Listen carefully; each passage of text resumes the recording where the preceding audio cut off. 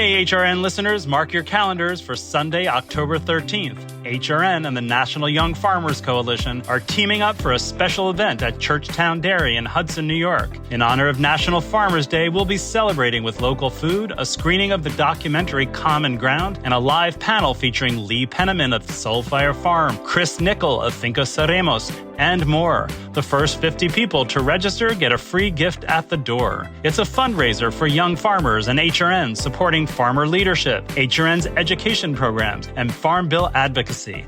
Don't miss out. Head to support.youngfarmers.org/cgfilm to reserve your ticket today. You're listening to Heritage Radio Network.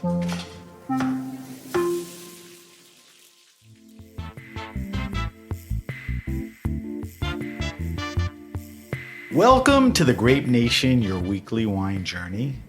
Our guest is Valerie Kathawala. We'll talk to Valerie about Trink, German-speaking wines, and a lot more. We'll taste a false Riesling that Valerie was gracious enough to bring in so we can taste it for our weekly wine sip. I'm your host, Sam Ben-Ruby. Stay with us for the Grape Nation on the Heritage Radio Network. We bring wine to the people. 3 things drive Valerie Kathawala: writing, Germany, and wine. She has melded all 3 and is co-founder, editor, publisher of Trink Magazine, an independent digital publication exploring the wines of Germany, Austria, Italy, and Switzerland. You'll have to let me know if you added any. Previously, as a student of German language and culture, she began her career as a translator at the United Nations before pursuing those 3 loves. You can also find Valerie's writing in Nobelrot, Pipette, Meiningers, to name a few. And she has written, she's either almost done, just started, but she's written the German Wine Scholar Program for the Wine Scholar Guild. Valerie lives and writes in New York City with her husband and 3 kids. Welcome to the Grape Nation, Valerie. Thank you, Sam. It's great to be here. All right, we're talking to Valerie. I hope I'm not going to have trouble with Valerie. We're talking to Valerie live at the Heritage Radio Network studios at Roberta's Pizza in Brooklyn. It's fun to be back in the studio. Valerie, I'm glad you're able to join us.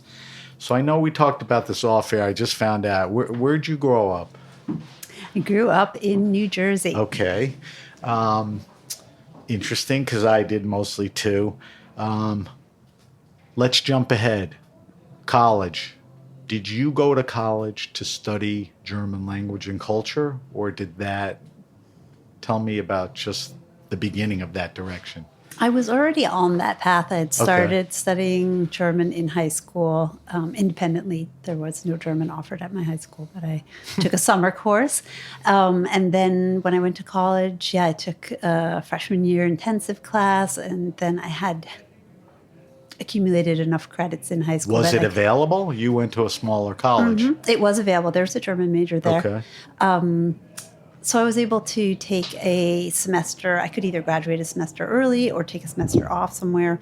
So I did that in my sophomore year, and I went to Cologne, Germany, and then I was again in a Did you know then that Cologne was the right pick, or you look back and say, why did I go to Cologne? Oh, well, Cologne is, it's pretty close to wine regions, but it's not, smack in the middle of them. Wait, so at that point, was wine on the radar? No. That's more to the point. It was not. That didn't make sense. No. Yeah. If I was drinking anything alcoholic, it was probably a Radler beer and lemonade. Right. So.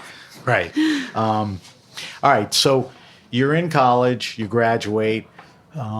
Do you graduate with the word German in any of your, degree studies, major in German literature? What was it? Yes, I did have a major in German. I think you can only say German. And I had written a thesis about Wagner and the use of his music in the Third Reich. Wow. Yeah. I'd like to see that. I thought you were going to say the use of his music in elevators. Thank God. All right. So now I'm interested, because there's an interesting path here. I'm interested in that path post-college, and there may be stuff in between, not as much interest. But you wind up at the UN cool job for a young woman. As a translator, pretty impressive. Tell me how you get there from school. So I have to just refine that job description a tiny bit to say that I was actually an employee of the German government at their mission to the UN and at the consulate. Okay. So I was translating, I was editing, I was putting out a newsletter that was, I think, kind of a vestige from the Cold War period called This Week in Germany. And it was like the positive spin on everything that was happening in German economics. It was like that then? It was like that then. It was spun, is what you're saying? There was maybe a little bit of spin. Not surprised. We only reported on the good news, basically. Right. And that was in the early 2000s. So, but we were, diagonally across the street from the UN headquarters. There were many times that I was over there. For me to save face with my intro, were you in and out of the UN? I was in and out of the UN, yes. Okay, go ahead. All right, so how does that come about? You have this German interest and background. Yeah. You pursue jobs in that area and you nail one? Yes, well, it was much more circuitous with that, but without leading everyone down every babysitting job I ever had. I did move to Germany after college. I lived there for 3 years in the Munich area. I worked as an editor at a German bank, which was basically just the job that I could get that legally kept me in Germany and allowed me to. What do you mean by editor? Their correspondence you worked on, or I was in the investment banking division, and they had analysts writing reports, right. And so those would be published in German and English, and I was translating and editing the English versions. Right. So, how were you doing anything else? So, college, Germany, work for the government of Germany, in and out of the UN. When does the interest in writing, as a writer, not just to write, and a focus towards what you call, and I'm going to keep saying German-speaking wines, when does that solidify? So the interest in writing has always been there. I think I think I published my first article when I was living in Germany. In Munich, there was an expat rag called Munich Found, and I found my way into that. So I had my full-time job at the bank, but then I was kind of moonlighting at the magazine. So I started writing there, not about wine or anything wine adjacent, more cultural and literary pieces. And it was really not until, we have to fast forward even farther, I had the job at the German mission. Then when my husband and I were expecting our first child, I asked my employer at the German mission if I could take maternity leave or, yes, maternity leave was fine, but whether I could work part-time from home, but because I was a local hire, that wasn't allowed. So It didn't happen? So I had to I left that job. So that pushed you to make other decisions. Exactly, okay. Right. So what happens then? So what happens then is that You're independent now, or do you take something on? No, I'm a full-time parent for several years. Okay. We have 3 kids, and I'm, by choice, happily focus on them. But when the youngest one goes off to kindergarten, then I'm ready to do my own thing. Right. Yeah. And that's when, over the few years leading up to that, I was really sifting through, what I wanted to do. You could easily just get sucked into being the PTA mom, but that wasn't the path I wanted. Were you frustrated, or, you kept going down paths that, didn't seem right or unfulfilled? No. It was just a question of really thinking about what I was most passionate about and how I could marry that with writing. So where does the wine thing come in then? Well, the wine Are we close, or is that a little further down the road? So the wine was also building. I kind of think of this as a little tripod, the way it comes together. So there's the building interest in wine, the building interest in Germany, and the building interest in writing. And finally, the writing in Germany, I get. Yep. Where's the wine? The wine will play out, but at this point, what are the things that are making you interested in it? And why, is this the right way to say it? Why Teutonic wine? Yeah, you can say that.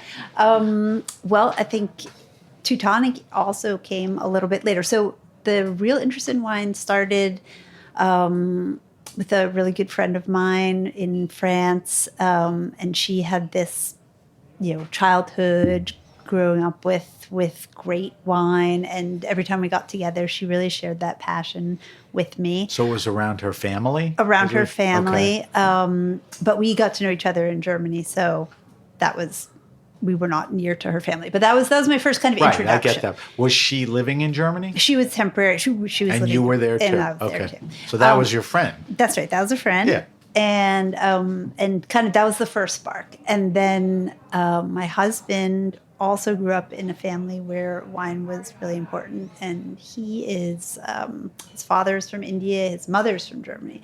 So he had a German connection as well. But he is really the person I blame for the whole wine habit. Your husband? Yes, because he had good taste. I was happily drinking, Yellowtail Shiraz, and he was telling me, Oof. no, you could do a lot better. But was it a regular thing, like bottles at home, Yes. order at a restaurant? I mean, that was part of his part of it. enjoyment and interest. Exactly. And you went for the ride. I went for the Like ride. my wife does. She walks in our wine cellar and rolls her eyes. Like 10 minutes from now, you won't be rolling your eyes. That's right. You That's know? right.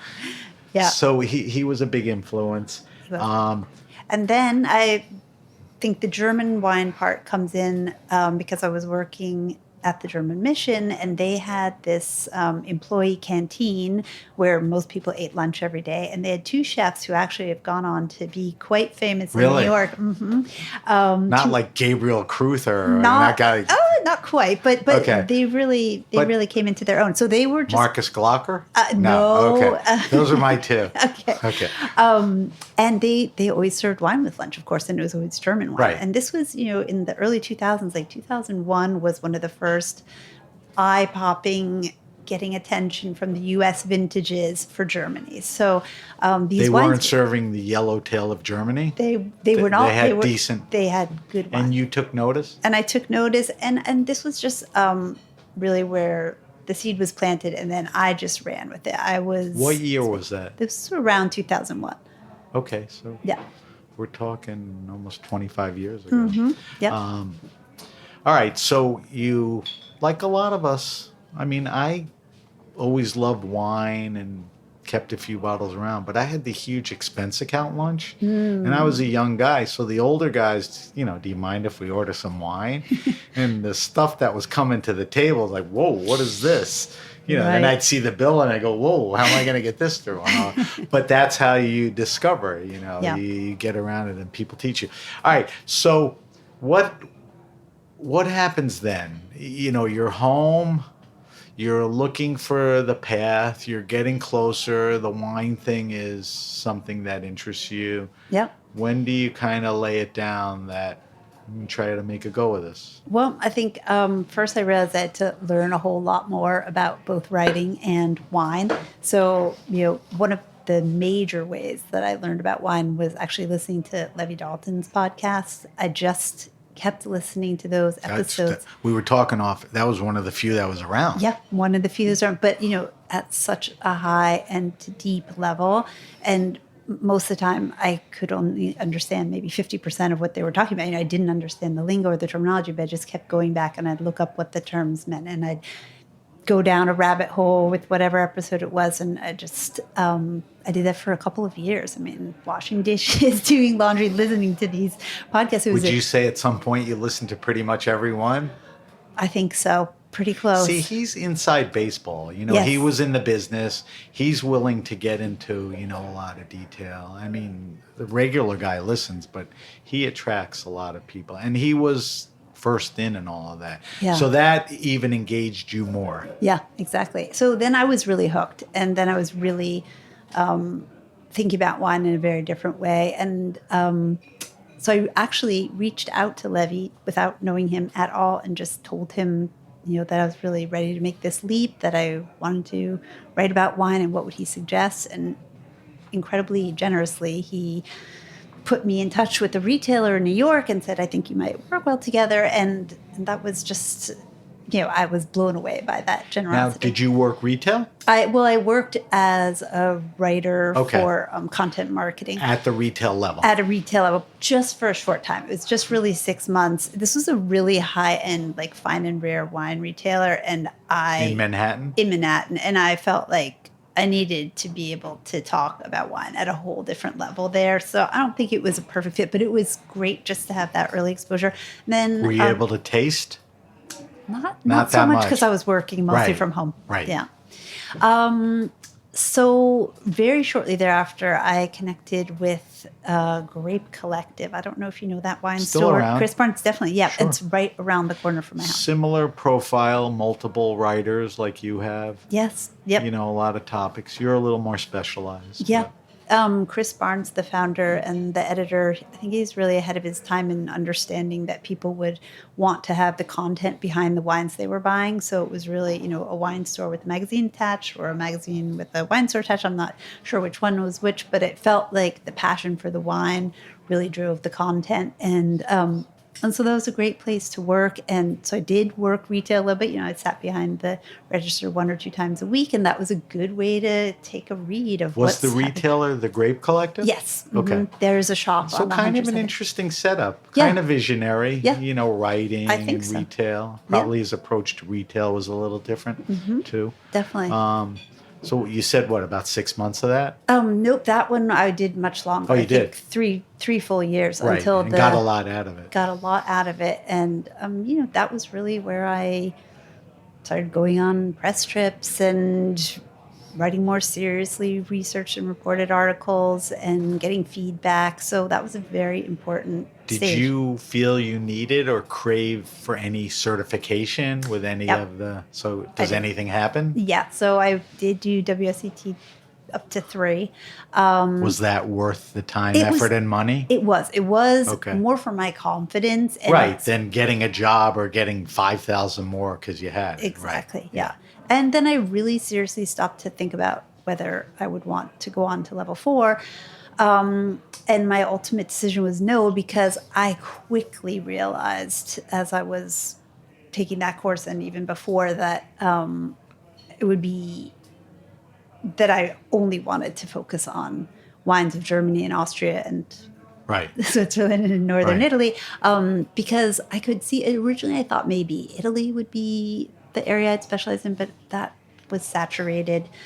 Everyone can do Smart. that. I don't speak Italian, but I do speak German. So and the palate of those wines really aligns with mine. So You picked your it spot. was easy to Yeah. specialize. It's funny how many years later we talking. It's still not saturated. Yeah. German wines. Yeah, that's true. We're Italian, French, moving away from Burgundy to the Loire language. Yeah. You still have, a good spot for a niche. And then do you start branching out and writing for other publications? Yes, I did. I mean, a couple of things happened. One was that the pandemic came, and so I was no longer working in a retail shop. So we're up to the pandemic We're now. up to the pandemic now, and so it didn't make sense for me to go into a shop anymore. Right.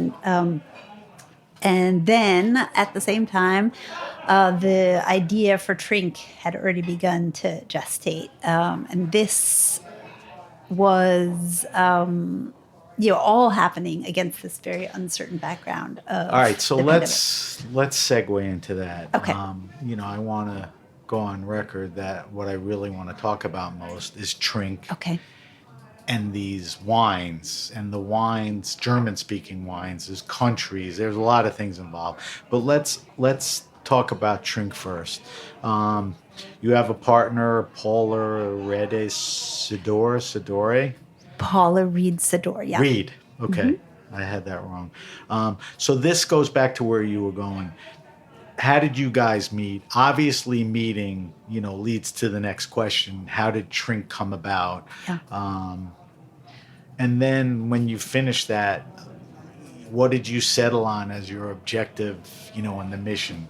So give me the how did it happen, how'd you meet story first. Okay. So I have to back up a little bit more and say that at some point in 2019, another wine writer, someone who's really very respected and written a number of books. And A woman? Nope, actually a man. Okay. He approached me saying he was developing this idea for some sort of publication about wines of German-speaking countries. And he asked me if I would be interested in contributing, and I was super enthusiastic about it. I didn't hear anything for a while. I followed back up with him. Yes, he was still interested. And Is this Terry? No, it's not Terry. Okay, it doesn't matter. I will name. It wasn't Terry, but I won't name names. That's fine. So I was really hoping that would go somewhere, but I had no idea, and it wasn't going to be my project. It was just going to be something I would contribute to. And at around the same time, I began to notice the writing and work of Paula. I think I saw her posts on Instagram, and I was curious, and so I think I looked her up on LinkedIn, and then I was totally surprised to see that she was A, American, B, had a very parallel life story to mine, C, had gone to the same tiny liberal arts college in Maine at the same time kidding. that I had. Yes. Can you picture seeing her? You couldn't place her while you were both there. No, That's crazy. It was so crazy. Wow. So I messaged her on LinkedIn and said, hello, how is it that we don't know each other? And then we started this whole correspondence, but we had never met in person. We didn't know too much about each other aside from those sorts of obvious things. But she was an American, having lived in Germany for 20 years at that point. And she was a wine writer and a translator. So this is a cheap question. Yeah. Cheap. Go. Wow. Who was further along and more prolific at that point? Oh, I think we're at a very similar stage. Yep. Okay. And because she's trained as a sommelier and I'm not, and because she has a business as a translator. Good strengths to meld together. Yes, totally. Yep. It has always really worked to our advantage. Anyway, so I mentioned to her this project that might be coming to fruition, and she was very excited as well. So I looped her into this conversation with this third person. Anyway, to cut a very long story short, we took the project pretty far along together as a trio, and then at the point where some big decisions were going to be made about, is this going to be a newsletter or a magazine, who's going to be involved, how's it going to be funded, et cetera, the originator decided it wasn't going in the direction he liked, and so he stepped away, and it was totally fine. And he said, with my blessing, go run with this idea, but I'm going to do something different, which he definitely has gone on to do, which is amazing. So then there were Paul and I, who were kind of leaning on his expertise in the publishing world. Suddenly, then it was just the two of us. We're like, well, but Paul was Trink developed with him around, or that was after? The name, we had agreed on the name. So he was part of that. He was part of that. Yep. Okay. Yep. And so that was maybe 6 months into developing the project, but probably also 6 months away from launching the magazine as it eventually took shape. Right. So then Paul and I were just all go. But of course, this was also happening spring and summer and early fall of 2020. So we weren't meeting in person. And as a side project. We were originally conceiving it. We thought this would be something we could do in our spare time. Ha ha. Right. But we just got so much feedback, so much positive feedback from everyone we spoke with, and there was so much energy about the idea. Okay. Okay. And when we would talk to writers and artists and web developers, they all saw a real need for it, and so we just fed off that energy and we kept going. And it wasn't like we sat down with a business plan and said 5 years from now we're going to launch a magazine and it's going to look like this and this and this. We were just like, well, here goes. Let's see what happens. So what is that? The two of you have, the direction, the focus. You've settled on that. You like it. Yeah. Now the two of you are going to start writing some pieces and, kind of drop it into that concept. Are you reaching out to other people or you're not even there yet? Yeah. I mean, we knew the difference between a blog and a magazine is how many writers are on the masthead. And so we wanted it to The be a magazine route. The magazine. So you route, start exactly. reaching out. Yeah. So Paula has an amazing network in Germany and Europe. So we were really able to tap some fantastic writers. And one of the main inspirations for Trink was that we knew that there was all this fantastic writing about wines of Germany, Austria, etc., in German, but it wasn't crossing the language barrier. But we were in a position, because we're both bilingual, we were in a position to know about it, have our ears on the ears close to the ground, and translate it and bring it to a new audience. So that was a huge motivation for us. And so we tapped those writers and we translated their work. And they were glad to I think so. contribute and submit work and all that. Yes, I guess if they said okay. Yeah. So that was a phenomenal start. We launched a series of pretty high-profile interviews. Like we asked Eric Asimov and Anna Kriebel to come on one of our first episodes. They said yes. We got some top German producers to come on to discuss various aspects of German wine. So we did that in the summer and early fall leading up to publication, which was exactly 4 years ago this month. So at some point you have this, here's what we want to accomplish, here's a mission we want to stay with. Is it the same now as it was then? I know things evolve and all of that, but elevator pitch, what was, the mission? What did you want to accomplish? I think you described a little of it, yeah. Bringing German writing, getting the right sources, but keep going. Oh, I think we felt like we were aware of so much energy and change happening on the ground in these 4 regions that wasn't getting translated effectively to a wider English-speaking audience, and not just in the U.S., but around the world. And we wanted to help communicate that message with a fresh voice. And we also thought what was really smart was to talk about these regions in relation to each other, because, these are cultures and geographies that overlap, intermingle, their shared varieties, styles. And so you can understand each one better if you understand it in that context. I agree with that. And it wasn't to you like the coverage on this isn't that deep, or you don't see much. It was a love of the wines. You've come to the point where you were drinking enough and studying and reading where this is where you want to focus, right? Yeah, I think it was some of both. We did not see a platform dedicated to coverage of just these regions, and we also felt gives you a nice green light, yes, to pursue. So that's a nice thing. So describe Trink. My listeners are going to close their eye and they're like, what the hell are they talking about? I'll set you up. It's digital. It's not a paper magazine. It skews towards German-speaking wines. We'll talk about the 4 regions: Germany, Austria, Switzerland, Italy, the Alto Adige, or Südtirol.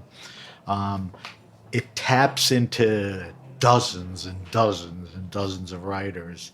Tell me more. I think that we're publishing about 4 volumes a year. So it's quarterly now. It's quarterly. And we've experimented with different publication rhythms, but we now drop an issue, drop a volume, and then we publish the content in a rolling format. So you'll get the notification that the volume 21 is dropped, and that's our next one coming out this month. And you'll get the first article in that volume, and then we'll each week release a new article for that, because it's a way of keeping readers coming back to the site. So initially you would decide your topics, whatever, 5, 6, 7 stories. You drop that at once. Now you drop and kind of draw out. And we had to play with that. The new stuff starts quarterly. Yes. And keeps going. It's a good way to do it. Yeah. That makes total sense. I'm curious, if you talk to somebody like Jenny Lefcourt or Zev Rovine, even David Boll or whatever, there's a thread there. And the thread is their beliefs in how people farm,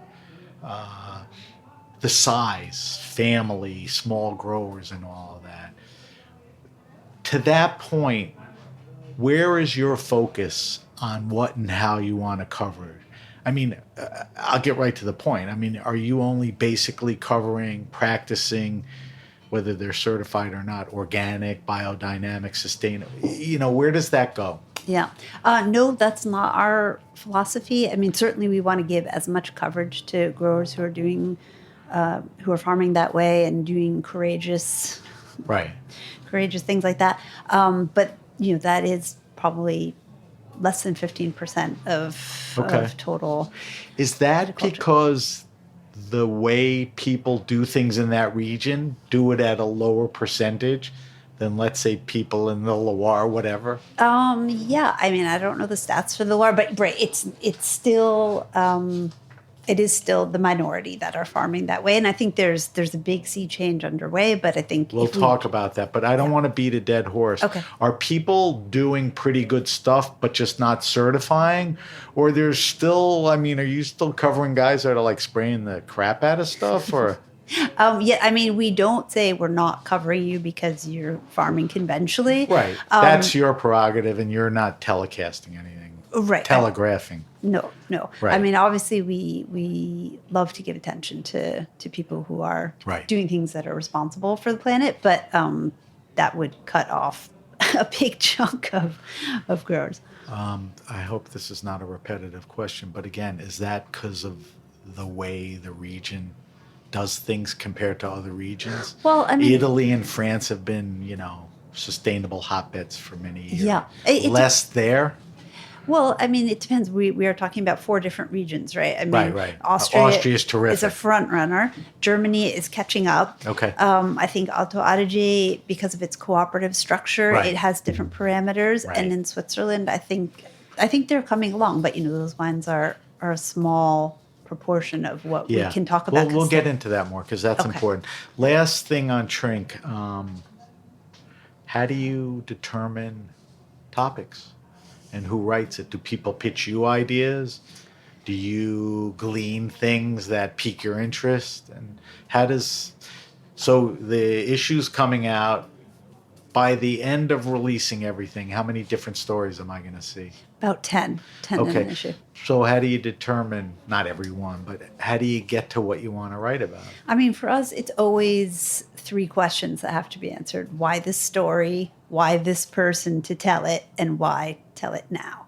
So when we get pitches or when we commission pieces out, those are the criteria that have to be met. We're looking for topicality. We're looking for expertise. We're looking for, and maybe a German-speaking regional angle on a wider story in the world.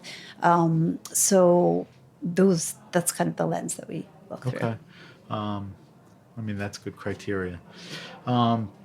Listen, you've become the expert. You've surrounded yourself and absorbed through osmosis and drinking stuff, a lot of this. So I want to tap into your experience, coverage that you've done through the years, and knowledge about all these countries. And we'll get into them a little individually.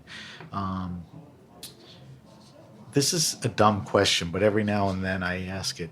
We're sitting here today and we're 30,000 feet above. What's the biggest story today in German-speaking wines? That's like pick your blah, blah, blah. You got to figure it out. It's not like you have to hit the bullseye, but what's floating around? Well, I think it's to some extent the same story that's most concerning to wine growers everywhere. It's the climate. It's the changing market for wine. Are those related? Yeah. It's climate. So yes and no. I think I was speaking of the changing market for wine as more a demographic factor. So it is separate. I think it is separate. Yeah. Changing market, the consumer. The consumer and the generational and all of the economic headwinds that producers face right now. I mean, the cost of energy in Germany and Austria is through the roof. More than other countries, right? More than other countries. So they're confronted with something that, let's talk about climate change for a second. Is that their toughest challenge, or that lobs on with a couple other things you said that collectively? I think collectively, yeah. So I know we're talking different countries. We could always default to Germany, or you could pick anyone. What is going on? It's the obvious stuff.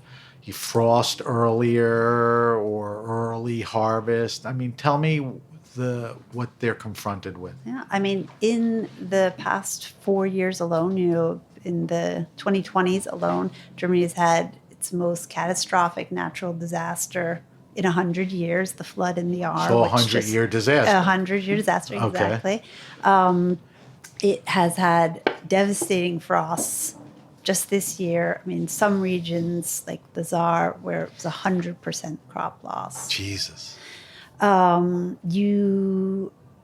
say those are the two biggest ones right now. Okay. But then, you've got long-term concerns of drought and heat and the unsuitability of many steep slope sites to extreme heat and water deprivation. And then I think you've got the issue that's kind of related, which is manpower. Like to farm these sites, these super challenging sites in a responsible way requires incredible manpower, and that's incredibly costly. And it may just not even be available, even if you had all the money in the world to throw at that problem.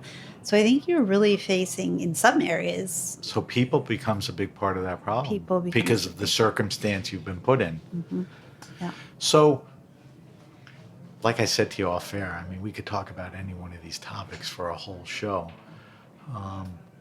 Do a lot of these winemakers have the wherewithal to figure out what to do, or they have the land they have, they can't go anywhere else? Maybe they don't have the money to. I mean, can some guys pivot and others are kind of? Is that a fair assessment? I think everybody's working pretty individually. Like, I don't see there being a big collective solution. I don't see there being a government level solution. It may be a little. Is that frustrating that doesn't happen, or we're not there yet? I just think this has all come on, it's built to a crescendo pretty suddenly. So I think everybody realizes new solutions are needed. But I do think that to some extent, growers are having to figure it out for themselves. For now. Yeah, if you're a deep-pocketed, high bottle price producer, you may have access to other, you can build yourself a giant passively cooled cellar and put solar panels on your roofs and invest in some other, green incentives. But if you don't have that, if you're just eking out the day to day, I don't know how you make those changes. It's frustrating. Yeah. When you look at climate change, you're up against farming, which is everything, frost, drought, everything we talked about, winemaking. Then you even talked about manpower and the consumer. Where's the most concern? Does it start out in the vineyard? I think so. I think it has to. Yeah. Yeah. But it's the manpower plus the climate erraticism. Well, like I said, we could talk a lot more about it. There's also been a lot of change, which you alluded to. Every wine region is seeing generational change. Every wine region is seeing guys coming out of nowhere with new ideas. Is it fair to say there's a good amount of that going on in Germany, in Austria? Huge. It's transformational. All right, so you said Germany is sort of in the midst of a transformation. Let's talk about that. Get specific with me. Okay. Well, yes, I think it starts with the generational change. I think there's been, Do they see it differently? Differently than the generation before them? I think so. I mean, I think honestly, to me, it comes down to a sense of confidence. I think that there was always this kind of, Germany has its 20th century baggage, and part of that in the wine world was the 1980s, whether we're talking Blue Nun or the glycol scandal. The importing of Blue Nun, which people still think is this sweet, cloying oof. Right. I hope nobody still thinks about that, but that was tainting the image for a long time. Lambrusco with Riuniti did that to Italian wines. I think Riesling's having a little tougher time with it, but Yeah, well, I think it depends who and where you're talking about. But I would say I think there was a real struggle for German producers to stand up confidently and say, like, we're super proud of these wines. We stand behind them. I think there was also a lot of experimentation, right? I mean, until climate change came along, basically in the 1990s, it was hard to consistently ripen grapes every year in some of these regions. And whether we're talking Riesling or Pinot Noir, I mean, you were dealing with some very challenging vintages. But by the 1990s, certainly the second half of the 90s, ripeness was consistent. Growers were figuring out how to work with that to make dry wines, refining their techniques for dry wine fermentation and élevage and all these things. so were coming everything together in the field, in the cellar, with that as a as a goal, exactly, right. And so there's developing the market for these dry was wines. was less attention paid. People just made wine. Well, they didn't try to make the dry wines because they knew they weren't going to get the ripeness. Yeah. Okay. So the movement towards dry and what required to Exactly. And then, of course, you have, like everywhere else, you have, suddenly a generation that's getting training and international work experience that certainly the previous generation never had. This younger generation trains all over the world and comes back and brings those ideas. They're much more open to kind of the grandfather techniques instead of the father techniques. The father techniques were the very classic, conventional for the 50s and 60s and 70s. And now they're saying, we can go back to basket press and food or these old wooden casks and long élevage and so much experimentation. And you need confidence to do that. And you need to know that you can take those risks. That's a good point. Because easier said than doing it, Yeah. It's funny you brought up Blue Nun. Sorry I did that. No, it's great because it kind of segues into what I was thinking. Most people think of maybe Blue Nun. Mm-hmm. They definitely think of Riesling. And if you had to get a group of people and say, what's a region in Germany, they would say the Moselle, right? Yeah. All important stuff except for the Blue Nun. But tell me what I'm interested about, and I want you to use this as a thread when we discuss Austria and Alto Adige, is there's been this very cool movement to other varietals becoming prominent. You mentioned Pinot Noir, which may be, the most exciting thing to come out of there.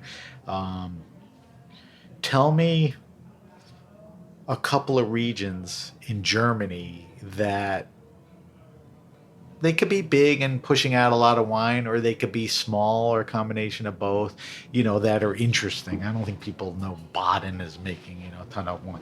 Right. But tell me some other things that, have caught your attention. Sure. Beyond the Moselle. Okay. Well, very close to the Mosel, but kind of like the Mosel in mirror image is the R-A-H-R. Also, it's actually a little bit north of Mosel. I think people think of Mosel as being super cold and very northerly, but the R is even a little bit higher latitude. And, it's the same thing, steep slopes, narrow canyons, but it's Pinot. It's almost all Pinot Noir. And it's a fascinating expression. They've got slate and gray wacca, the sandstone. Good for Pinot. Perfect for Pinot. But for a long time, it was way too cold. I actually have What were the vines a long time ago? Were they Pinot? They've been Pinot. Okay. They've been Pinot. So there's some old vines and planted new vines. Yeah, exactly. So, and it's all terrace and incredibly challenging handwork, but there are these dedicated growers, especially in the past 10 years. You see, people who have been in... What was the region again? It's called R-A-H-R. R-A... A-H-R is how it's spelled, and it's pronounced R. A-H-R, okay. Mm-hmm. Yep. God, I'm not that familiar with it. Many people are. All right, so two things about that. One is, let's discuss another region or two, but let's stay with the fact and, tell me if I'm right about this. The quality of the Pinot Noir, the stuff that's coming out of there is more than a thing. I mean, this is something that you have to pay attention to. I definitely If you think so. like that grape. Yeah. I mean, this region is making... So tell me a couple of other places, that... I don't want to use the wrong adjectives, that are important to you, doing good stuff? Sure. I think Franconia is another one that's more to the east, but also very cold. And that is a region unlike the Mosel. I mean, it is organized around a river, the River Main, but it's also got this broad continental plain. So it's got some very harsh continental climatic conditions, extremes. So they really, suffer with frost this year. But they have an incredible range of soils. I mean, it's colored sandstone and shell limestone and marls, and you can get some incredible Sylvaner growing there, some beautiful Riesling. And so Sylvaner in that region. In that region is the specialty. So I think that's lesser known. And so now we have Riesling, Pinot, Sylvaner, which is pretty much indigenous to that area. It is from Austria originally. More people Austria. You're right. Yep. More people are paying attention to it. Definitely. And doing that. Varietal-wise, any other varietal that's really seen plantings and interest? Yeah, I think all of the Burgundy varieties, as they call them in Germany, I mean, especially Chardonnay. Chardonnay has really taken off. That wasn't allowed to be planted in most of Germany until 1991. Now those vines are mature. The growers have the experience and the know-how to know what to do with them. You're getting some incredible expressions. So, I mean, there's a very interesting kind of exchange going on right now between Burgundy and Germany in terms of people going back and forth for training. Like, you also get Burgundian producers who do stages in Germany. Right. So I think that fluidity is really elevating everybody's game. Pinot Noir, Burgundy in Germany, is it Spätburgunder, or is that a different? Yeah, the A has a umlaut over it, so it's Spät. Spät. Yeah. What do I know? I don't even know what you said. The thing above it, what's it called? An umlaut, those two dots. Okay. Yeah. All right. Like Ludwig Aberg Oberg. He's a golfer, but because he has the thing over it. But he's Scandinavian, so none of this makes any sense, by the way. There's something going on now in Germany. I pick up from social media, following people. There's a thing called the German wine auctions. Yes. What is that? It seems like anyone can get involved, wholesalers, individuals. Yeah. Is this the vehicle for how wineries? Tell me what it is. Well, I think actually your previous guest, Stephen Bidroff, would be much better positioned to talk about that because he just wanted to talk about his book, so you have the task of explaining it. Okay. Well, the auctions have a long tradition. I think this was a way for... It's an ongoing thing. It's been going on for more than a century. This was a way for estates that bottled their own wine as opposed to cask bottlers and negociants to develop a market for their, more exclusive market for their bottled wines.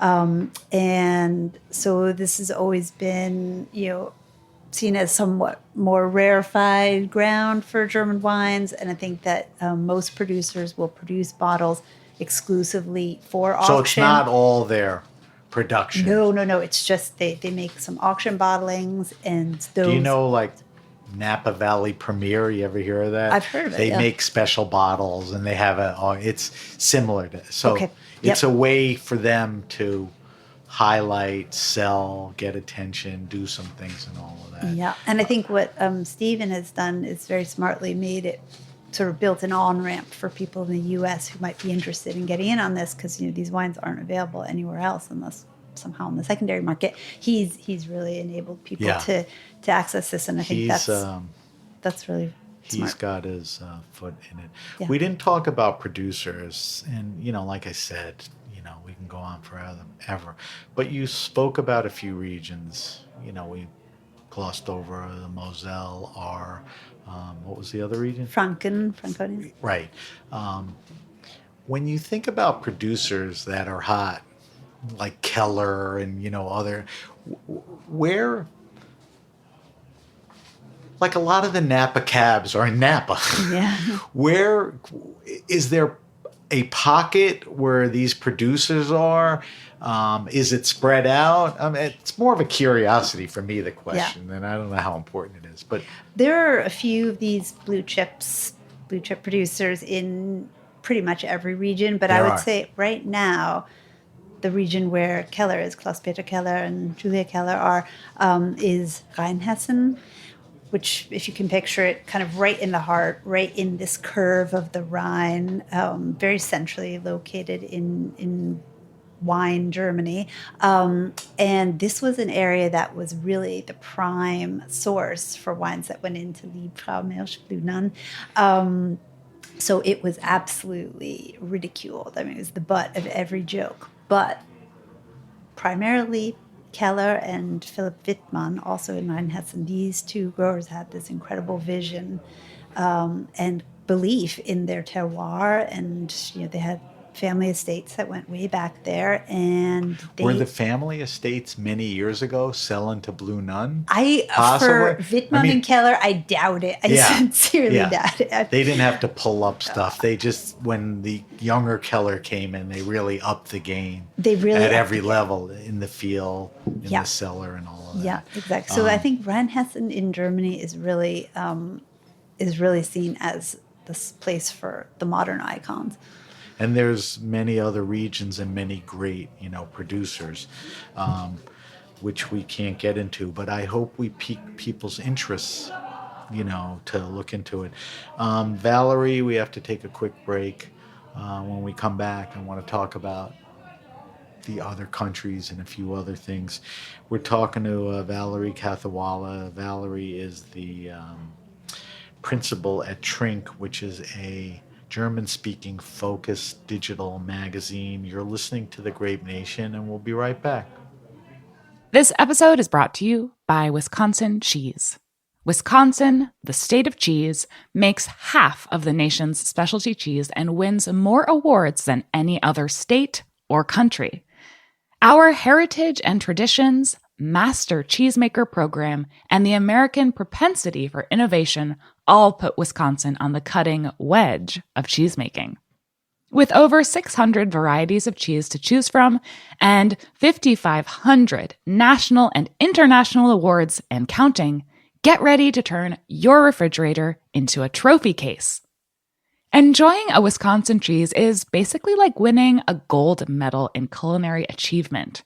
Set your mind at cheese. When you bite into a wedge of Wisconsin Wonderful, you know it is made with the ultimate skill and passion possible. Find your next favorite cheese at wisconsincheese.com. All right, we're back. We're back with my guest, Valerie Kathawala. Valerie, we talked about Germany. I was recently in Austria. I think Austria's got a lot of stuff going on. Sometimes I look at it, and tell me if I'm wrong and then help me explain it, it's kind of a different story and place than Germany. Is that fair to say? Yes. Like, you can't say, well, Sonoma is a totally different story than Napa. It's not really. It's just over there. Austria, to me, there's a lot of winemakers. There's a lot of things going on. There's a lot of commitments, different, land and all that. Tell me a little about Austria. And we filled people's minds with Germany. So, try to illustrate, the differences there. Okay. Well, yeah, I completely agree with you that it's a very different place. I think one big factor is size, right? Just in terms of population, Germany is 80 million plus people, right, and Austria is 8 million-ish people. So you're dealing with a much more compact region. I think a lot of what you see happening there is only possible because you can be a little bit more nimble and responsive because you're a little bit smaller. I think that it's been fascinating to see them run with the organic viticulture and really become a front runner there. I think they quickly realized that being green Austria was a really good way to brand themselves. But we talked about Germany, and you were pretty specific about practices and all of that. Why did that happen or resonate in Austria? In Austria? Well, Austria also, I alluded to this wine scandal that happened in Germany in the 80s, but actually it was a much bigger deal in Austria. They had the same thing. This was 1985. And at that point, There, just a few unscrupulous producers had added some antifreeze to their wines to up the body of the wines a little bit. Does that pop the acidity? What does that do? I don't care. Don't even answer the question. It's not recommended, Nude. and it's also fatal. So that destroyed the reputation of every producer, and it was just a very few, but Austria just completely lost its reputation overnight. So they kind of had to start from scratch. So like Biden said, they build back better, right? If we're going to do it, let's do it right. So they embrace that. They did. And I mean, that was not a bad turn of events when you talk about the current. It's really not. It's really not. I mean, it's taken 40 years ago, but it took at least 30 years for them to really build a solid base. But I think they've taken it very seriously. And I think the Austrian Wine Marketing Board is also very smart because they position themselves, they're at fairs like Charakter and Raw. They get a good, table of producers out there. Right. So it's visible and people make the connection. And to be honest, don't see that happening as much with Germany. I feel like it's a shame. I was just going to say that. It's I happening. think Austria represents themselves. And when you talk about size, 10-1, whatever, Yes. Clout, maybe money, I don't think Germany's doing the greatest job. I see a lot of room for improvement there too, and I'd love to see that change. Because I've been to Raw here in New York where there was nobody at the German table, and the Austrian table is got 10 people behind it. So Yes. yeah, I'd love to see that change. You think Isabel's been on the show a bunch of times. Okay. She's actually, shameless plug, she's coming on in November. Oh, great. Every year she comes on for Raw. Yeah. But sometimes you sit there and say, where's all the German wine? Is it politics? Is it Isabel? Do they now? It's just, it's not happening, which is very interesting. Yeah, but just to be clear, it is. I mean, those wines are being made in Germany. Like, Yeah. They should be there. Yeah. So there's that commitment to biodynamics, organics. We explained why.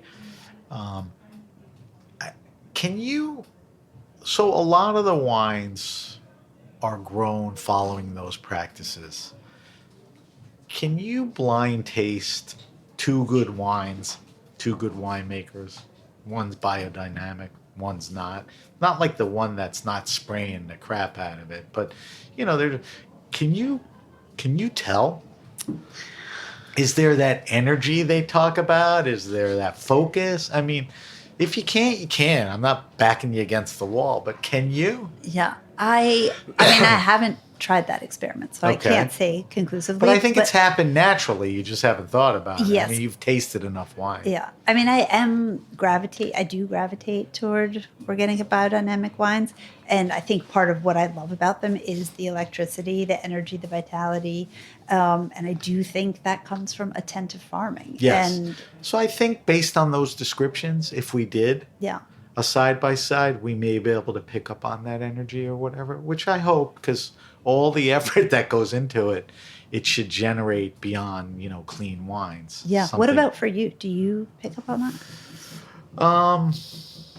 I really haven't done it the way you haven't either, Yeah. side by side. But I've had enough of those wines to understand, drink it and oh wow, for whatever the characteristic that adds to that. Yeah. At Charakter, we got a chance to go to Christian Sheeta's house. So he's pulling stuff out and you go, oh my God. And Stephanie and Edward at Good. You could tell it's a little of everything. Yeah. But the reality is the liquid there's something exciting about it. Staying in that vein of varietals in Austria, there's a lot of exciting stuff going on there. I mean, is Blaufränkisch sort of Austria's Pinot in the sense that here's an exciting red wine that maybe most people don't know about? Yes. Is that a thing too? I think so. I mean, it's also like Austria's Nebbiolo and Right. and Syrah. Like it is really world class, age worthy, fine wine material. And I think the word is just starting to get out about that. I think it's so good, but it's just starting to get out. So it's frustrating. It's like, why don't more people, know Yeah. about it? But Steven's been on the show twice. He was on like 4 or 5 years ago and brought in a Wassenhaus Pinot, and I'm like, what is this? I was, you'll hear about Pinot, and you'll hear about this guy. And then I waited too long. When I started looking for it, it's like, you can't find this stuff or anything. But Blaufränkisch could be, that too as a varietal. Yeah, don't sleep on it. Do they make Pinot in? They do. They not also to the make their focus is, or the plantings are maybe more. Yeah, I think they actually have, among red varieties, I think they actually have the most Zweigelt. Right. Which I neglected to mention that. Yeah. Another varietal there. And would you say Austria is famous for their Gruner? Yes. More than anyone? I think so. But, that's just a I know. product of the number. I'm not trying to be definitive or whatever, but it definitely, anything else going on in Austria that we should? Well, I think something that's underappreciated in the U.S. is their tradition of field blends, which they call gemischter Satz, as I'm sure you know. I think those wines are singular. They tell such an amazing story. They're especially common in the vineyards within the city limits of Vienna. They have an incredible tradition of preserving those urban vineyards, and these field blends were, of course. Explain what that is. So you have this urban vineyard. Yeah. Not so far these from the big. pockets. Right. And there's grapes growing, vines, different practitioners, head trained or rows or whatever. Usually, and it could be how many different varietals? I think 20 is the cap, but it has to be a minimum of 3 and a maximum of 20. Can be co-planted, co-fermented, and you get this incredible. It's obviously started as a form of insurance for growers who said, well, if one variety doesn't make it, then the others will, and I think that was the standard for viticulture across Europe. Field blends were the norm, but Vienna and Austria kept this tradition. And I think what you get from that is sort of a more three-dimensional picture of a vineyard, because you're really getting these different levels of ripeness. You're getting these different varietal expressions of the same terroir, and then you're getting them in this single snapshot of a single pick. And I find those wines, like nothing tastes as much like a place to me as a Wiener gemischter Satz, because there's something about that opulence and character and flair for life that you have in Vienna that I think really comes through in those wines. Why did that happen outside of Vienna and not in wine regions in Germany? It's just they planted Riesling or whatever. I think, when in the 18th and 19th centuries, when there was more emphasis on quality varieties and noble varieties, then, it was seen as like an upgrade to rip out your field blends. Now it's like Nate Reddy up in Hayu does. You walk out there's 14 varietals. Yeah. And he knows how to blend it and make wine. So that's an interesting thing. Yeah. So that's, when I said what else, that's definitely a characteristic or a thing in Austria. Definitely. Which is something to look for. Again, we could talk more about Austria, but let's move to the next couple of countries. Switzerland, which is a very insular country. They make, people found out, very good wines, but they never leave the country. Was that a mandate by the government, or they just drink what they make? I think they drink what they make. I mean, they, it's not a huge country. It's not a huge wine-producing country, but they have always been focused on very high quality. The wines are expensive, so they are tough to sell on the export market, and they obviously have a population that appreciates them and a tourism industry, especially a ski tourism industry that comes in and laps them up. They have... the Alto Adige has a little of that too. Yes. Skiing. Tell me, when I think of Switzerland, if I can get my hands on it, I think of, how do you pronounce it? Chasselas? Yes, yeah. I don't know if that's the prominent grape, but it's certainly one that screams Switzerland. I think they also make Pinot. Are those really the two? Those are two of the flagships for sure. And I think the Pinot. Most planted, probably. I'm not sure that Pinot is the most planted red variety. I'd But have to check among that. the more planted. It's certainly the one that's getting a ton of attention right now Right. because growers really know what to do. That, and they've got a lot of high elevation vineyards where they're going to be able to keep that freshness and balance and vitality that you want in Pinot. That's becoming harder to achieve in Right. warmer regions. Is there a thread through all of this? Cooler climate and more acidic wines?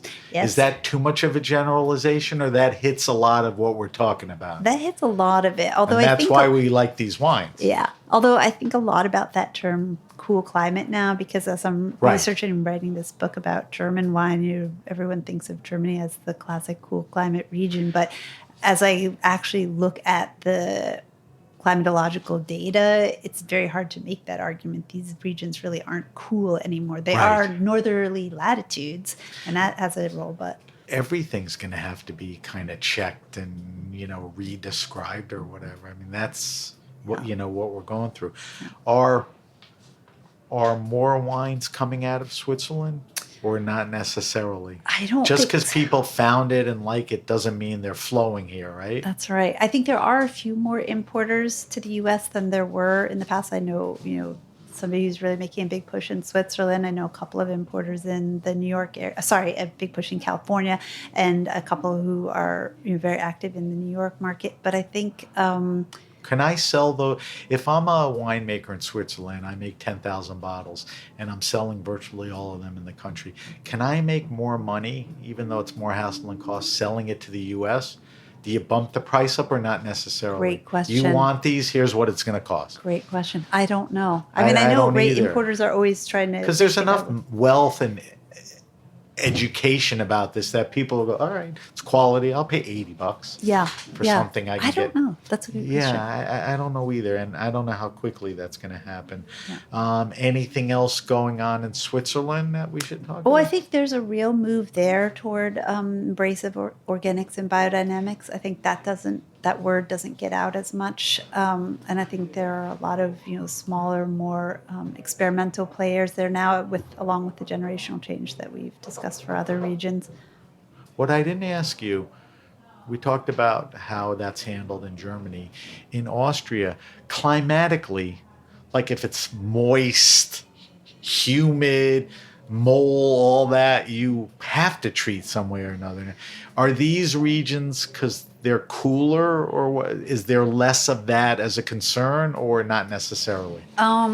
Cool usually comes with damp, and Right. so it's that- not a benefit. It makes Right. it harder. You have to stay on top of that. Yeah, and when you think about a region in Austria like Styria, Steiermark, which is super hilly, steep slopes, one of the highest precipitation levels of any They region. deal with that? And they have a very high percentage. Some of the flagship producers there are biodynamic, so they find a way. I always Right. feel like if they can find a way, everyone could probably find a way.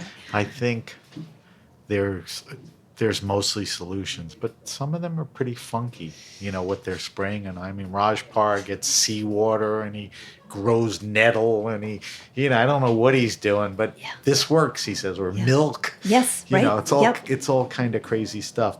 All right. So the fourth of the regions, that's always been an interest and passion and that you cover is, would you say it's east of Switzerland, the Alto Adige in northern Italy? No?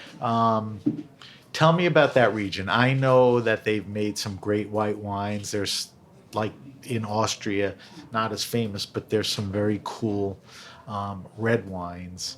When people think of Pinot Grigio, they think of, what is that, Santa Margherita? You want to taste the Pinot Grigio, go to these places and all that.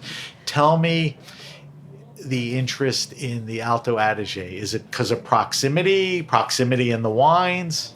Yes. I mean, it's the cultural affinity. Alto Adige's full name is Alto Adige Südtirol, South Tyrol. It was part of the Austro-Hungarian Empire for centuries, and it was only in 1919 that it was split off and made part of Italy. So it has this dual identity and dual culture. I mean, German and Italian are both official languages of the region. And I think that the draw for me was really when I lived in Germany. I lived in southern Germany, and so it was easy to hop on a train and just be in Italy. And I'm a big hiker, so I was really fascinated by the region Very mountainous. Very mountainous. A lot of the vineyards. Yes, right up to 1,000 meters. Right. It's some Where of the highest. were we? We were at one of the bigger ones. It's like at the top of the mountain. Yeah, I forgot who it was. There's something going on there that I want you to talk about. People know Proditory de Barbaresco. If they know the story, it's a wonderful wine, but it's a bunch of small growers who are part of a cooperative, and they seem to pull it all together. That seems to me to be what's going on in northern Italy, somewhat successfully and at a high percentage. Explain what that is, why it works. Is it still going to continue to work? It's a good question. It seems to be thriving. I don't see any reason to doubt it. I think in these regions where you have very small parcels scattered and in challenging to work steep slopes, it makes sense to, and especially when you have a tradition also of like hobby and part-time growers, it makes sense to collectivize. A hectare or two or whatever. Yeah. And you see that in all of the regions we've been talking about today, but I think in Alto Adige, it really, they found a very successful model early on, and they've pushed the quality. I think that it's not like an also ran there. Right. It's really those are the flagships, and I think that kind of sense of working hand in hand has even penetrated to private. To private wineries, like you might know the Lageda estate. They have really pushed the growers that they work with to adopt organics and biodynamics. Right. They've made a paradigm shift through that and really contributed to the region, but it's also on a kind of a cooperative model. So I think it's Lageda really is working with co-ops? No, they are not a co-op. I know they're not. But they're buying grapes from grapes. Smaller producers and giving them a premium for converting to organics and teaching them about biodynamics. So it's a really interesting pioneering. We were at a place, Manencourt. Yeah, sure. I don't think he's working with cooperatives. No, I think he has his own estate. But he's biodynamic. There's like sheep running around. Yeah. Those wines are great. Yeah, they were, and he's a cool guy. If you think of the Alto Adige, what are the primary wines that come to mind? The white wines, what within the wine? And then I want to talk about the reds for a second. Okay. Is it Pinot Gris? It is. There's a lot of Pinot Gris planted. And it's good. And it's good. That's the thing. It's made to a high standard.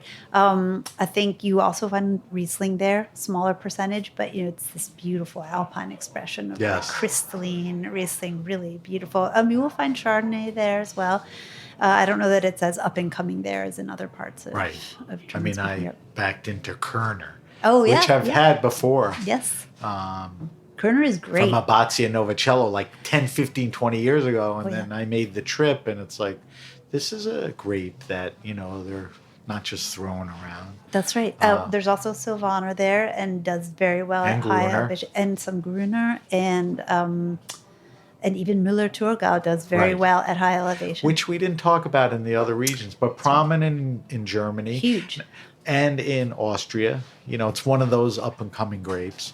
I have to correct you there. I don't think it's up and coming. I think plantings are on the decline. They are? People are doing more interesting things with it. Yes. That's all I meant. You're the expert. But I for whatever reason, if the interest is there, I don't know why they're growing less. In the Alto Adige, they make some wonderful red wines, some that are indigenous to the area. Tell me about some of them. Vernaccia, Schiava, is that the same? Yes, that is. It's the Italian and the German. Yep. Yes, those wines can be absolutely beautiful. I mean, so light-footed and supple and easy drinking and ageable or drink them. Not like Blaufränkisch. Not like Blaufränkisch. And not like the other red of Alto Adige, which is Le Grain. Right. Le Grain can really age. It has that tannic structure. That's the heavier. The comparison is there. Yeah. But the Schiava is a good chillable red. Beautiful. Yeah. have it with the pizza You any would. day. So all these regions are making some great wines. We talked about it. It seems like maybe Austria is doing a better job kind of promoting and marketing. I think they're very visible with it. It's people like you. I mean, you've made this commitment to the magazine. We talked how Psalms, their first love. So they recommend stuff in restaurants, which people go home and say, hey, I tried this. I got to buy it and all that. I mean, what else can be done? Does it boil down to each country and their organizations? I mean, you and I know that's obvious. How come they don't? Good question. Yeah, I guess people just get caught in the weeds or whatever. Yeah. I mean, I think there are a lot of forces at play in each of these countries. Is politics. I think that's part of it. Yeah. It's kind of their loss because this is a good market. Inquisitive, a little money educated, bring it on. It is a good market, and it's a huge market for these countries, but I will say Scandinavia has really come right up to our level. And so there's a lot more interest in seeing which stores the they can knock on there. restaurants are big proponents of getting it in front of people and buying it. Yeah. The retailers. There's more, master somms there than there were years ago. We got to wrap up soon, not yet. Do our wine list, and we want to taste the wine that you brought in and talk about it. But my last question on the topic, and I probably left behind 8 million questions. There's so much going on here. People, variety, everything we talked about. Is the U.S. making good Riesling? Yeah. Where? Well, Finger Lakes, for sure. Has been doing it for a while. Yep. Oregon has some great Riesling. Surprisingly, actually, there's some great Riesling still in California. It used to be a much more widely planted grape. There's even still some stuff in Napa there. Places. But it's good? It's good. It's fascinating. I mean, there are some head-trained bushvine Riesling out there that's just crazy. It's like nothing you've ever had. But I think... Let a guy like Tegan Pascualacqua... I wonder if he has find the vineyard and let him make the wine. Because it'll be in good hands. Yeah. If he can find some old, head-trained stuff. Yeah. So Finger Lakes, Oregon, California. Yeah. Anywhere else? I mean, you would expect... Does Canada? Canada has some Riesling. Any good? I don't have much experience with it. Does Long Island? That's not a lead grape. It'd be too warm. And you'd think it might be in a place like Vermont, but I think Deidre Heekin actually even tried it. Show, and yeah. it was Ain't too tough. worth my time. Exactly. I got enough things going against me. I'm not going to make Riesling work. I remember we talked about it a little. Finally, tell me about, this is exciting and impressive, the Wine Scholar Guild, which is a very terrific organization. They do a lot of education, a lot of on the ground, a lot of in the books stuff, and they do it well. You put together a German program for them. Do any precede that, or you're the first? This is the first, and this is really exciting because I agree with you. I think Wine Scholar Guild does a tremendous job of wine education, and I think that they've brought in a new team over the last year that's really rethinking the approach. I mean, really distinguishing Wine Scholar Guild from other wine education providers. And I believe, if I understand correctly, they surveyed their members and students to find out which region to add next, because I think they have the courses on France, so they got good input. Italy, and Spain, and the overwhelming Why vote did you was wind Germany. up the person? I asked myself that question too. I had been asking for years. Them. I mean, I had been asking them for years, are you planning something? Could I take a course? What's going on? And they said, it's in the works. But then, about a year and a half ago, they reached out and asked me if I would be interested, and they asked me to write some sample text. And how long, when you submitted that, did it take to do it? Not too long. And this is a silly question, but do you think other people, do you think they lay it out on a table? Well, there's Valerie, there's this guy. Yeah. Valerie seems to. Do you think it was that type of process? I do. I mean, there are people, I will be the first to say there are people infinitely more qualified than I to write this in terms of their expertise. I don't know if I agree with that. There are other people who do what you do. Okay, so there's choices. You don't have to, put it that way. Okay, well. I'm sticking up for you on this one. Thank you.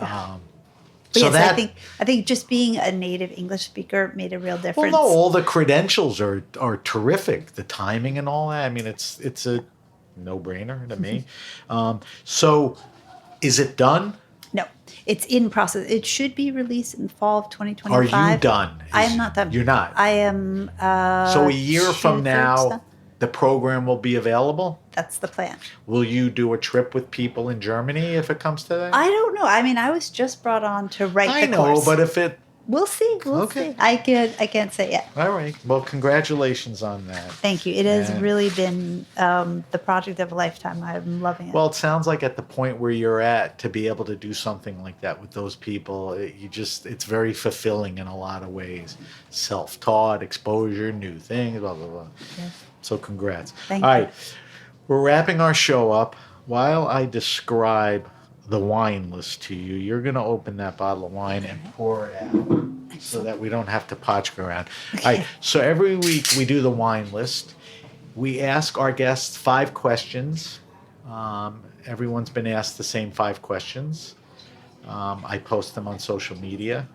So I'm sitting here with Valerie for over an hour. My listeners are like, I'd love to hear what she answers to your, what's she drinking, what is she... So that's why we do it.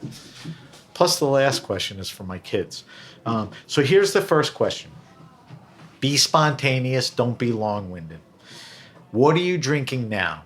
What's in your fridge? What's piquing your interest? Are you being pushed by seasonal change?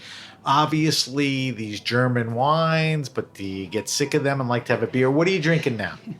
I'm really drinking as I research and write the book because I really get very immersive. A couple of weeks in every region. The book? The Wine Scholar. Right, so that's German. That's German wine. We're not talking Austrian or... We're not. And I just want to be clear. I adore Austria. No. I didn't set it up that way. Yeah. I just wanted to get the focus. Yeah. So the answer to that question is because of the book, you focused... on German wines. Not exclusively, but okay. Now, do you have to jump? We talked a little about different regions and all that. Do you have to jump around for all the research or? Yeah. So, I mean, I try to be pretty methodical about it. So when I'm writing the, say, Rheinhessen chapter, I'm just in Rheinhessen and I'm just immersing myself in all things related to the region. And then that includes the wine. So I try to get as many of the wines. I've obviously had previous experience and notes to refer to. So nosy question. Yeah.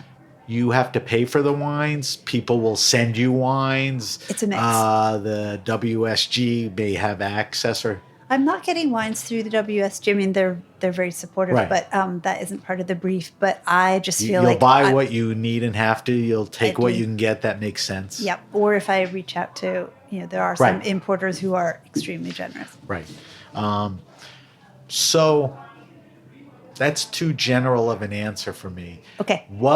So recommend to me through those travels a couple of interesting wines that you're drinking now. Sure. Not looking back in history, well, I love this. What now is good? Okay, so the chapter on the Nahe that Nahe. Nahe, exactly. I was there in the spring. As I wrote that chapter, I was really tasting through the wines. I mean, that is a Riesling region. They have other things as well, but Riesling is really the flagship. And those wines are just mind-blowing. What producers do you like that are representative, really, of that region? Well, the famous ones, Schäfer-Fröhlich, Schönleber, Emmerich Schönleber, and Dönhoff are like 3 real greats. There are more. There are several more. But fair enough. We're not listing them or picking favorites. We're recommending a few. Yeah, but those are at the like super top end. And then if you enjoy small indie growers, you've got Piri Natural. Spell.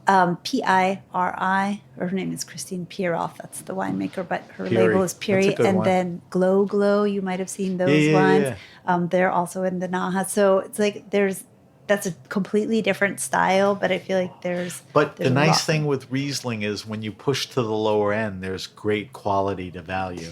Yeah. right? And you Yep. ain't finding much of that in Burgundy. You'll get a Bourguignon, but it ain't, Gloglo's price. True. All right, so good answers. I'll post those. Goofiest question of the 5, favorite wine and food pairing. Not what you think is a good one. What do you like? We know we don't eat it all the time, but when you do or you can plan it, it's like, ooh, this is good. And we have a rule, you can't say champagne and oysters. Okay, All right, that's good. too easy. Wouldn't be my answer. I know, I didn't think it would be. Riesling and oysters. But go ahead. I actually love just a classic Riesling, dry Riesling with the super comfort food German style, but Käsespätzle, which is basically like What is it? South German macaroni and cheese with a great So crisp salad. That's that's a dream dinner. It's a pasta, a grain pasta, mhm. with cheese. Yep. Does the Baked. cheese vary, or because it's German, it's usually the It's usually like a kind of raclette, like Okay. ooey gooey, All right. melty cheese. So that is comforting food, and the Riesling. Dry, lovely. Dry Why does it go Riesling. well with it? It cuts into the richness of the cheese. Mhm, exactly. Yeah. All right. Third question. Recommend to me some of your favorite wine restaurants and or bars. Now, I just want to disclaim this. You're not listing them again. You're just places that have a good vibe, a good list, good people. I always say this. I don't want people to come up and say, I listened to that podcast and you didn't mention my restaurant. Well, you didn't because there's too many, but you just threw out a few good ones. Who does it right? Okay. Who does it right? Do you know Norito? Sure. Gin? Gin. I mean, this guy's magical. He is magical. I don't know what he did down there, but he figured it out. He is magical, and he is So probably. go for it's Norito. Is it Norito? You Yeah. say it not. All right. Thank you. No, wait, I don't know. Okay. Norito. You're yeah. the linguist. No, but I Norito is his restaurant. Gin, is it Gin On? Yes, it is. So Gin is Yeah. the proprietor and quite the cool wine guy. Quite, but Plus, also describe the cuisine. the cuisine is Hawaiian-ish. Right, it's Asian-ish. Like hyper palatable, super flavors, really umami. And then he has this killer. I mean, he has a beautiful list, but he has a killer German list, Yes, and he he's got does. the aged German Riesling list. And I just feel like that restaurant is celebrating its 10th anniversary I this know. year. Everyone should know about that place. As cool as it was 10 years ago, and maybe one of the sweetest guys in the Yeah, business. yeah. That's a great answer on all fronts of what we look for. Can you think of another one or two? Another one I love to go to is Pascaline's place, Chambers. Chambers. I mean, we don't eat out nearly as much as I'd like to because my husband's a great cook, so we eat it Okay. a lot. But I love that place because Interesting menu. Interesting, and when she's on the floor, which is A frequently, She's in Porto has- right now. Is she okay? Yeah. She has incredible recommendations. That and, list. Yeah, It's crazy. that's great. I'll take those two. Those are good ones and very representative. So go backwards for a second. Your husband's a good cook. What would you think his favorite wine and food pairing is? He's totally into sushi. What goes with Well, like funky recent- sushi, like eel? That's He'll- not funky or uni. Harder to Uni, pair he with. loves uni. So sushi and what? Yeah, I mean, honestly, we have a lot of success with Spätburgunder, German Pinot Noir, and sushi. su- But I think Not with- too heavy, not too light. No. Can go with a salmon, a lighter Mhm. white fish. Yep, and Riesling as well. I mean, and a sparkling Riesling, like a Riesling sect would be. So another shameless plug. Last week's show was Dean Firth. Dean is the beverage director at Nakazawa, which is celebrating like their 10th anniversary. And you think of sushi and sake, these guys have upped the wine game at a sushi place many years ago. I mean, we also talked on the show how omakase is the hottest category in new restaurant openings. And they're like OG. And Daisuke Nakazawa was in Jiro. He was his apprentice, the whole thing. So that's a good one. Sushi, and what do we say? Spätburgunder or That's right. I Riesling, forgot. yeah. I can't believe I forgot. All right. That's third question. Fourth question is your favorite all-time wine. The original question was, what's the rarest, most expensive wine you ever drank? Who cares? I asked that to Aldo Sohm, who's the sweetest guy in the world. He goes, why are you asking me that? Let me tell you a wine that was important to me. I go, Jesus, that's really the question. What's a wine that changed the way you thought, that got you into it, that was transforming, maybe situational? Can you think of a wine or two?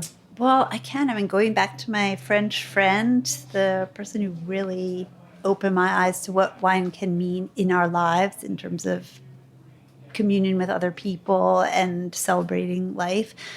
I think it was like a 10 euro bottle of Bordeaux. It probably wasn't anything that special. It certainly wasn't from any... When you drank it, it was 10 years to the vintage date.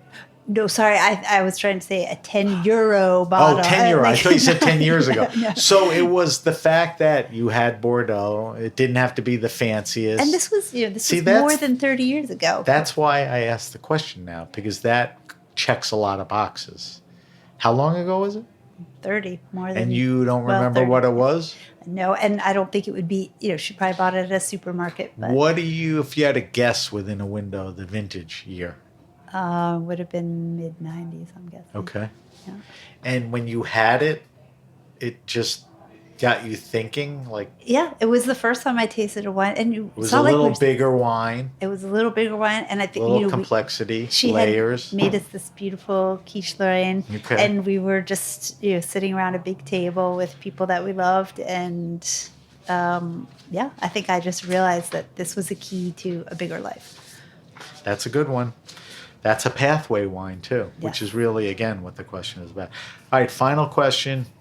The question is, recommend to me best wine around 15, 20, 22 bucks. Recommend a red, recommend a white. You can go category. Certainly Muscadet and Riesling can check those boxes with the quality, but, get as specific or go anywhere else. Pick red first. Okay. I think that if you are looking for... If price is the criteria... Well, you got to be 25, 22 and under. 22 but and under. Quality. Yeah. I mean, you could go a lot of places for that, but I need a minute to just come. Do you want the actual producer? No, because like I said, region and if the you go to style. a good producer in Muscadet, you're going to find value. Okay. So come back to that. You got whites for me? But, yes. I'd say Lemberger, which is Germany's word for Blaufränkisch. Lemberger's the varietal. Lemberger is the varietal or the variety, and it's mostly grown in Swabia, that's Württemberg. Right. And I think some of the wines that are coming out of there, some of the Lemberger are absolutely gorgeous, savory, saturated, really beautiful In that wines. price range? And you can get them in that price range, yeah. So Swabia is the region, Swabia, or... That's more the colloquial name for it. You would look for Württemberg with a W. Württemberg is the region. That's You love Württemberg. I love Württemberg, Yeah. right? So Württemberg, Lemberger. Yeah. And Can you throw a maker out for me? Sure. Moritz Heidle from Weingut Heidle. Spell. M-O-R. Moritz. Moritz. And the last name is Heidle, Haidle. All right. Good one. Nobody's ever given that one before. And that's why I'm asking you that. Yeah. My kids will show up at a party. Hey, who wants some Moritz Heidler? What? Get out of here, right? All right. So that's red. We'll keep it simple to one. Yep. Go back to white. Okay, Still, it's the 20 opposite bucks. Usually. People struggle on the red. That's right. Well, it's just because I can What name about 1,000. Well, what about Riesling or Yes, I would. Gruner? Can you get into all of... Yes, I'm just Why am I doing all the work? I'm just trying to think who would be someone who's making it at that price point where the quality is really on point. I think if we go back to Austria and we think about Gemischtersatz, I think you can find a great Gemischtersatz in this country for that price. Okay. All right, we'll go with that. I don't want you straining or struggling too much. All right, we're ending the show with our weekly wine sip. Every week we taste a different wine on there. Obviously, if we have a winemaker, let's taste their wine. If we're having a somm, what's representative of them. I asked, because you're so focused on what you write about and all the time spent that I, was more curious about what would you pick. There's a Yiddish term, schnurr. I wasn't trying to schnurr a free bottle of wine from you, but I really wanted to see. So tell me about this wine that we're tasting. Maker, vintage, region, varietal, and then we're going to do a little analysis. Okay. So this is Riesling, a dry Riesling from the Pfalz region, which is in southwest Germany, a very warm, very dry region. It's kind of you can think of it as the continuation of Alsace, the northern extension of Alsace. So if you're familiar with Alsatian wines, they're more full-bodied. They can be a little earthier.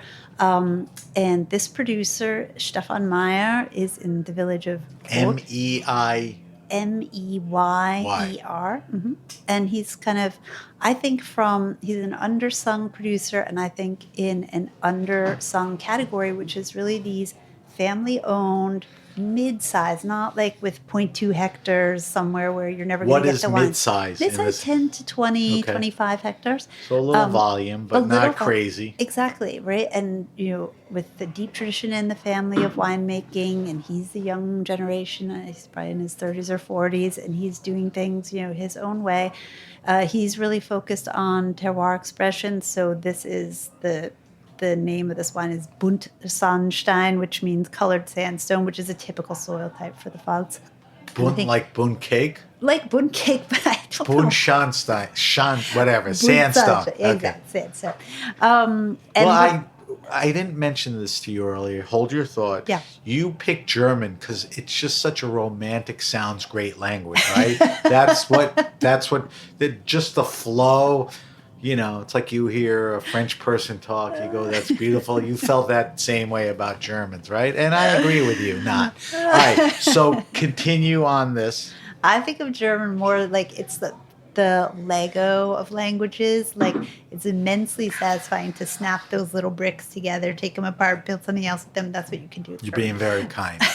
But continue on this wine. So, what I really like about this producer is that I think he's very honest. Like, his wines are very straight and very direct. I don't know what you think, but you can get these really complex meditative wines, but lunchtime on a Wednesday afternoon, I feel like these very pure, energetic. So it's got very nice acidity right away. It's linear to me. Mm-hmm. It has the Riesling characteristics, the fruit. There's a freshness to it in a good way. Yep. I hate the word fresh or smooth or whatever, but there's a freshness to the fruit and everything. What else? Well, wait, let's do the analysis. Okay. So I'm holding it over paper, and it's kind of a golden hue, light. Is that a typical color? Mm-hmm. Okay. Yep. So it's got that, nice golden hue. Let's put it up to the nose and tell me your nose descriptors. Yeah, it's very citric. It's got yellow fruit notes, which I think are typical from colored sandstone, like a quince, a yellow plum. Don't go to palate yet. I won't. And I think it's... Is this typical mouthfeel? It's sort of a medium negative. For him, it is. It's not an unctuous, medium. It's a nice mouthfeel. Yeah, for him, I think linear is exactly the right description. I mean, these are, this first of all, a very young vintage. This is just from 23, a cooler vintage, so you're going to have more emphasis on that straightness. And he vinifies this line of wines in stainless steel. So there's, a lot of primary fruit. That explains a little. It's very aero straight. All right, go to the palate. Yeah. So the palate. Tell me what you get on the palate. Does it replicate any of the nose, and what else do you pick up? Yeah, I think it pretty accurately represents what you get on the nose. And I think there's a real electricity to this wine. I think it's coming from the acidity, but I think it's also coming from the really present, very fresh fruit characteristics and that very, unornamented style that I think is really refreshing. Yeah, I agree with that. He is farming biodynamically. He's Demeter certified. Feel that energy. There's some in there. Yeah, exactly. What's the ballpark retail on this? 20. Oh my God. This is awesome. This is like, I hate to use the word house, but this is like the house white wine, right? Totally. And he makes a liter Sylvaner. That's the same thing. Like All bring that to dinner similar party. quality. Yep. Like he's just a good wine. Yep. What, tell me a good pairing with this wine. Oh, I mean, frankly, I it that? have it with the pizza. I think Okay. like a nice dry Maybe we'll rinsing do can really that. cut What through. about your macaroni and cheese? Yep, it would work with that The too. acidity is good on this for Yep. that. All right, so I'm going to post the wine that we tasted. Don't let me leave without tasting a bottle shot. Okay. Because when you told me everything, I don't know what the hell you said. That It's a lot of German that stuff. beautiful German. All right, Valerie, we have to wrap up the show. I've kept you in captivity longer than you imagined. So before we go, I want to get some info from you, but let me just tell people a few things. If you have a question, suggestion, wine happening, or event, hit me up at sam@thegrapenation.com. That's sam@thegrapenation.com. Subscribe to the Grape Nation podcast on Apple Podcasts, Stitcher, Spotify, Google Podcasts, wherever you get your podcasts. Leave a review if you like the podcast, and subscribe. You know, if you subscribe, this podcast comes up automatically. Follow us on Instagram at sbenruby, on Twitter X at benruby, 2 different handles, but you can always get to us by way of the hashtag The Grape Nation on both. We're on Facebook at The Grape Nation. As I mentioned, we'll post Valerie's wine list answers, and I'll give you more information on the weekly wine sip. I'm sitting here wondering now, and it just popped in my head when I asked Valerie to recommend a white wine 15, 20, 22, why she didn't mention this. I hadn't but tasted that's it okay. yet. Even smart people are not smart all the time, okay? So we'll mention everything on our social media sites. Valerie, take a couple seconds to point people to a few places. If they're intrigued by Trink, which I think they should be, let's just talk out a few things. It's a subscriber-based digital publication with a fee, Yes. right? So if people say, hey, I'm willing to pay for that, where do they go? www.trinkmag.com, and I think you can get in there with 3 free articles to get a sense So of if what you we're all want to about. just feel around, Yep. you could, pick these guys were talking about the Mosel. Here's an article. exactly. Actually, the last issue, I think, was the Mosel or something. Yes, Yeah. that's right. So that's trink.com. Okay. Trinkmag.com. Trinkmag.com. Let's talk about if people want to follow Trink on social media.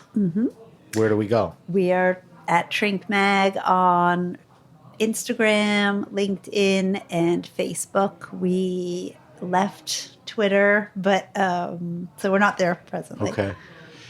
Does one of those have an underscore or Thank you. which one? It's Trink. The Instagram. It's Trink underscore score. mag. Yes. Is underscore the right? Am I saying the right yes, thing? You are saying the right That thing. hash mark that's lower than the yeah. Okay. Yeah. Thanks for reminding me.